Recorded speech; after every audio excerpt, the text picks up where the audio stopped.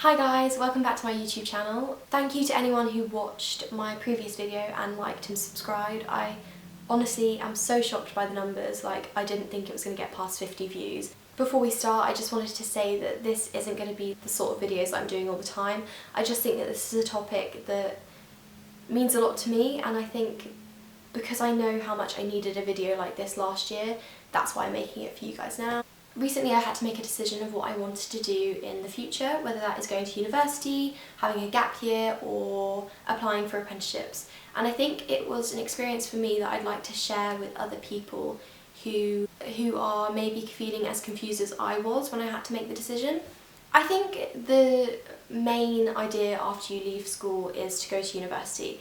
And sometimes that idea can be kind of rammed down your throat a little bit, maybe by parents, guardians, your school. I don't know, I know especially in my school we even had a deadline that we had to apply to UCAS, and it was quite an important step.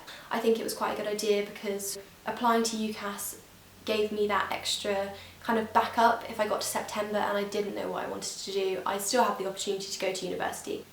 I feel like no one really talks about apprenticeships that much. I feel like when someone mentions apprenticeships, most people think, you know, electrician, plumber, all these handy jobs. But actually it goes much deeper than that, and I don't think it's acknowledged enough. It's just frustrating because I don't think enough people talk about it, and I don't think it's advertised enough to be an equal choice to university. So this is why I think I'd make this video to share with you what I found on my journey to getting an apprenticeship. So I did visit a lot of unis. I visited lots of media studies lectures, English literature lectures, and nothing was appealing to me that much. There's obviously always other options like taking a gap year, going travelling, maybe taking a year out to gain experience in a job. I understand, you know, if you want to be a doctor or a lawyer or anything that really requires a degree, then obviously there's no way of getting around university. For me, I just knew that I liked fashion, I liked English literature, and I liked media studies. So I kind of focused on these three and went to all of the university open days and kind of got a sense of what it would be like. Of course it's going to be really fun, and I think it would be an amazing experience to go to university, but I had to keep reminding myself that I don't need to rush into it. Just because all my friends are applying and going doesn't mean that I have to. It was quite scary for me because I found myself in this situation where I thought, I don't know what I want to do with my life. Why don't I just go to university and spend 3 years kind of filling the time? That's when I knew that this wouldn't be a good idea for me, because if I'm just going to university to kill time, if I'm just going to university to fill 3 years that I'm not sure what I would do with myself, it can't be good. So if you're like me and you believe that university just isn't really for you, I really advise you going on the government website and looking at all the apprenticeships that are available. You can refine your search by narrowing it down to things that you're interested in, and then it just comes up with all the apprenticeship opportunities around your local area or even in London. You can kind of put up your how far you want to travel. After looking on the government website and finding all of the different apprenticeship opportunities for me, I could then go and branch out. I found that I could just type into Google certain companies that I'd like to work for, go on their jobs vacancy list and see if they have any apprenticeship programs open. The apprenticeship application is obviously going to be quite a long, lengthy process. For me, it was lots of what I enjoyed, answering questions about myself, kind of writing long essay-like answers. Not really, obviously it's not going to be like a 1,000-word essay, but lengthy answers, detailed, really specifying why you'd like to be an apprentice in their company. Obviously you have to stand out, so the more you do, the better. I had to keep reminding myself that obviously apprenticeships are really, really competitive and you have to really work hard if you want to get one.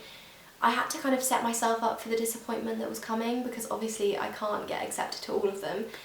Obviously, like university, you're going to be declined from some of them, and that is just one of the things that happens during life. Not everybody can be accepted, and it's just experience.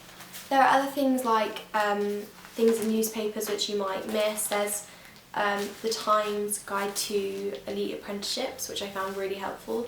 Literally it lists all of the companies who hire apprentices, but there are so many in here, hundreds and hundreds. So I don't know, this came out in January, so for whoever's looking in year 12, grab this. It's absolutely so helpful. It just lists all the higher end apprenticeships that you might want to get involved in. It states when the application process closes, because the thing is, you can find that you're searching so late in the year that most of the good apprenticeships have already gone. So by the time it gets to about, I think, March, that's like the latest time. There's also the Sunday Times. They do the Good University Guide. That is really good for maybe looking for the specific course you want to do and finding out which universities are the best for that course. If you don't want to go to university, look in the Guide to Elite Apprenticeships, because it was super helpful. That is not to say that apprenticeships are everything. However, I am saying that there's so much more out there that no one really touches upon, because I feel like schools do favour universities. I know that some schools maybe a 50-50, but the majority are pro-university. The second step is kind of answering competency questions. There's about, I think, 10 to 15 competency questions. So it would say, describe a time where you learned from a mistake, or describe a time where you had to use your initiative, or something like that. And then you write a kind of what happened, what you did, the result, and what you learned from it, kind of thing like that. If you get through that stage, you have to do an online test to kind of see what kind of level you're at with like maths and English and things like that. Once you get past that stage, you have a video online interview. That's just where you sit in front of a camera, kind of like this, and you answer questions that they give you. So, why did you apply for this scheme? What do you think you would bring to this apprenticeship? And also more competency questions. If you are lucky enough to get through that stage, you get invited to an assessment day, which is a 9 to 5 day where you take part in lots of group activities, you have a one-to-one interview. It's a day to kind of show off what skills you have, show off why you'd be good for this scheme. It is a long day, but it was so fun. I met lots of nice people, and it was just an all-in-all really good experience. And I think if you don't get the apprenticeship, you know, it's fine. They are difficult to get into. It's just another, you know, bit of experience to add to your collection. They give you feedback with your strengths and what you can improve on, so you can take that away with you and use it to your advantage. Thank you so much for watching my video. Please do like and subscribe. There will be other videos coming soon, more videos about fashion and things like that. So thank you so much, and if you liked and subscribed, then